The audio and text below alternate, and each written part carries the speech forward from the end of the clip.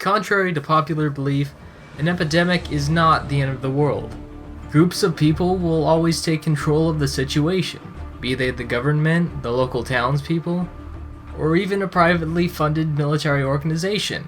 Such is the case with Man of Action's Generator Rex, a loose adaptation of the Machina Rex comic books.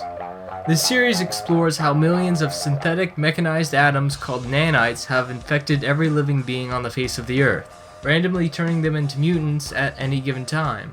When active, the concentration of nanites in a person's body will transform into matter, increasing their body mass and distorting their physical features. These exponentially variegated organisms, or EVOs for short, will either be able to control their actions or become a mindless creature of destruction. Daryl Sabrera, the guy from Spy Kids, is the voice of 15-year-old Latino Rex Salazar, a very unique EVO who works for Providence, the official cleanup patrol of the nanite event. Rex can control his nanites, utilizing their ability to create matter by constructing them into machines on the exterior of his body. He uses his nanite powers to fight, transport himself, and even cure certain EVOs. At first, he's only able to build 6 machine variants with an orange-gray color scheme, but he later gains the ability to create 5 more machines in a blue-black color scheme. My biggest pet peeve with Ben 10 Alien Force was how Ben never really chose the right alien when the stakes were high. All my friends are about to die? Let's choose Swamp Fire. Come on, you've got a celestial being at your disposal, but you're not going to use it because you don't want to play debate team with the Wizard of Oz? Rex also has a trump card, but one with an actual drawback. He can turn into a giant Evo robot, but if he does, he risks losing his memories. See, Rex's goal in the series is to find out more about his past.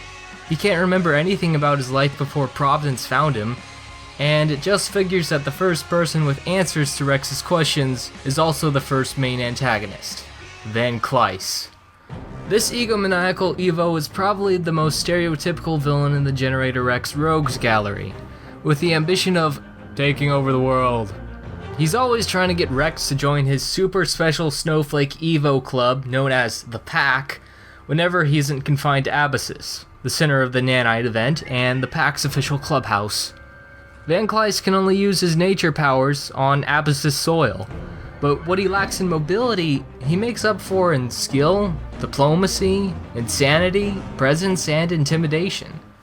The final antagonists are a lot bigger than the other villains in terms of scale and significance. The Consortium are the founders of not only Providence, but the Nanite Project as well. When the scientists and head researchers working on the project, including Rex's parents, eventually realize the Consortium's true intentions, they release the nanites into Earth's atmosphere, and into every living being on the planet. Good job, guys.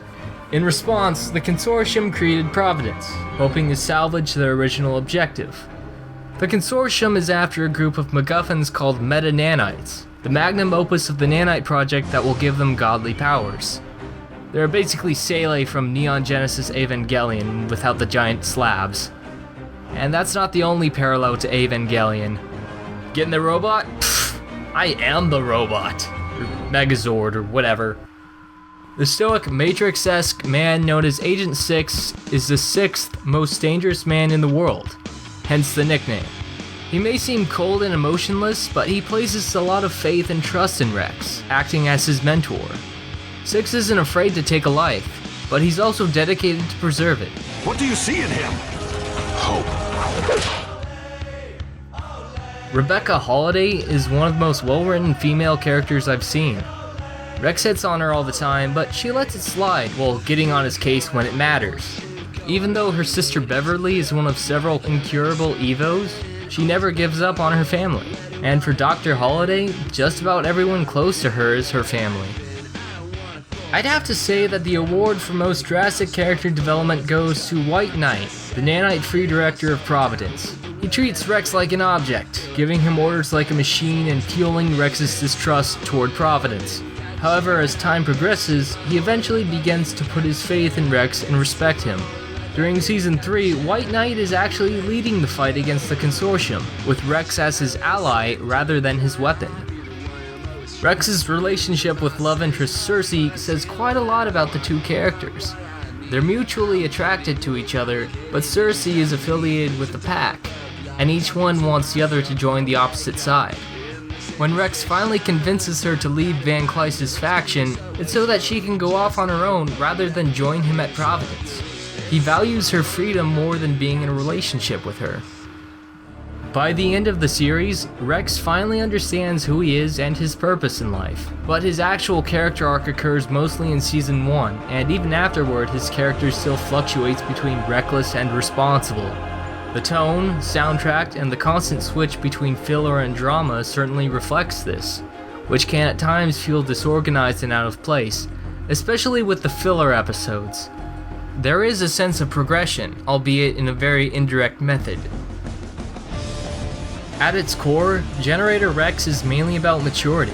It's about learning when to be serious and when to have fun, not letting yourself be defined by who you used to be, doing good even when others don't appreciate you, finding your purpose, and valuing life, no matter what form it exists in. Generator Rex could have been done better, but for what it is, I think it's a good show. For whatever went wrong with Generator Rex, there's still a lot that went right.